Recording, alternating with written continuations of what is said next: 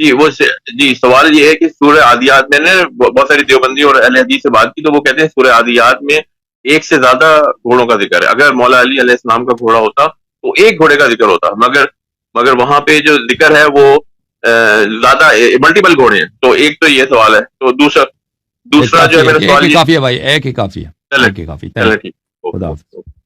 Okay, تو عربی زبان میں ایک عام ہے، جمع جو ہے نا وہ مفرد کے معنوں میں آ جاتا ہے.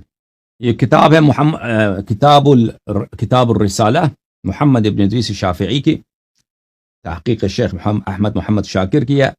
یہاں پہ ملاحظہ فرمائیے، یہاں پہ صفحہ نمبر 58 میں باب ما نزل من الكتاب عام الظاہر یراد به الکل ہی الخاص، کہ ظاہر عام ہے، ظاہر جمع ہے، اس سے مراد خاص ہوتا ہے. الذین قال لهم الناس ان الناس قد جمعوا لكم فاخشوهم فزادهم ایمانا وقالوا حسبنا الله ونعم الوکیل. الذین قال لهم الناس، لوگوں نے ان سے کہا، الذین وہ لوگ، لوگوں نے ان سے کہا، ان الناس قد جمعوا لكم، لوگ آپ کے خلاف جمع ہو گئے. تو یہ سب مراد نہیں ہے، یہ ایک خاص افراد ان سے مراد ہے، بلکہ ہمارے حدیث میں سے مراد صرف امیر المؤمنین علیہ الصلوۃ والسلام ہے. اس کے علاوہ آپ کی خدمت میں دکھاؤں، یہ کتاب ہے البرہان فی علوم القرآن، چھاپ مکتبۃ التراث. یہاں پہ الخطاب العام والمراد بہ الخصوص، صفحہ نمبر 220. یہاں پر میں آپ کی خدمت میں عرض کروں، اگلے صفحے میں جائیں، یہاں پر صفحہ نمبر 221 میں وَإِذَا قِيلَ لَهُمْ آمِنُوا كَمَا آمَنَ النَّاسِ، ان سے کہا گیا کہ اس طرح ایمان لاؤ جیسے لوگوں نے ایمان لایا، یعنی عبداللہ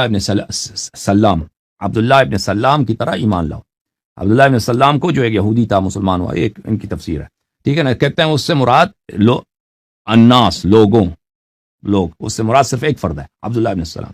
تو اسی طرح اگر کسی کی تعظیم کرنی ہو نا، انما ولیکم اللہ ورسولہ والذین آمنوا الذین یقیمون الصلاۃ ویؤتون الزکاۃ وهم راکعون. یہ ایک فرد تھا جس نے یہ کیا ہے، ٹھیک ہے نا، ایک فرد تھا جس نے کیا تھا. سب مسلمین کا اجماع ہے کہ یہ امیر المؤمنین علیہ السلام کی شان میں نازل ہوئی. اس طرح نہیں تھے کہ ایک جماعت ہے وہ رکوع کر رہے ہیں. اس کا شان نزول ایک ہی فرد ہے، امیر المؤمنین علیہ السلام.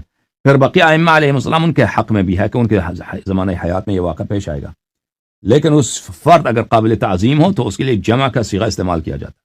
اسی طرح والعادیات ضبحا فالموریات قدحا، اس میں اگر امیر المؤمنین علیہ السلام کے گھوڑے کی بات ہے نا، انہوں نے حملہ کیا، ابو بکر نے تو نہیں کیا تھا، اور وہ تھے اپنے ساتھیوں کے ساتھ. اگر ہم کہیں دوسرے بھی تھے نا، وہ امیر المؤمنین علیہ السلام کے ساتھی تھے، ابو بکر عمر نہیں تھے ٹھیک ہے، تو ان کی بات ہو رہی ہے.